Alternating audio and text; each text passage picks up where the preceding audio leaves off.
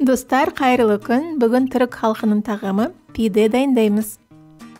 Ең алдымен 160 грамм жылы суға қант, тұз, дрожжи және сұйық майды салып араластырамыз. Содан соң ұнымызды салып, жұп-жұмсақ қамыр илейміз.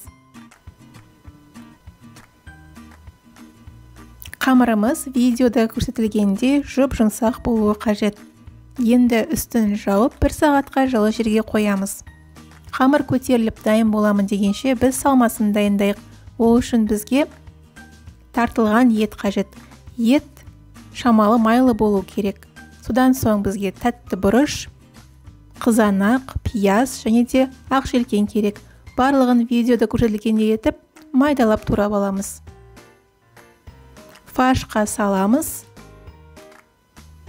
Дәміне қарай тұз, паприка және де бұрыш қосып араластырамыз.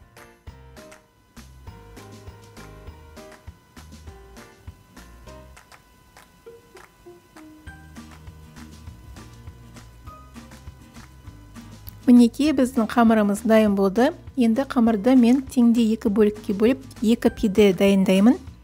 2 үлкен пиде болады. Егер де орташа көлемді пиде жасайтын болсаңыздар, онда қамырды 3 бөлікке бөліңіздер. Домалақтап формасын келтіреміз. Содан соң үстелге кішкене ұн сеуіп, қамырымызды овал тәріздес етіп жаямыз. Қамырды кішкене жұқартып жаю қажет. Шамамен 1-2-3 мм болатындай. Мінеге 2 қамырды да жайып алдым. Енді салмасын саламыз.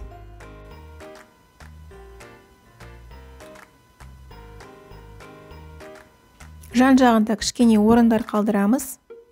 Видеода көрсетілгендей етіп өрсеңіздер де болады, немесе жай жаба салсаңыздар да болады. 180 градус қызып тұрған пеште 30-35 минут пісіріп аламыз.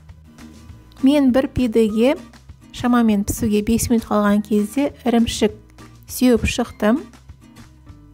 Пештен шыққан соң бірден сары май жағамыз.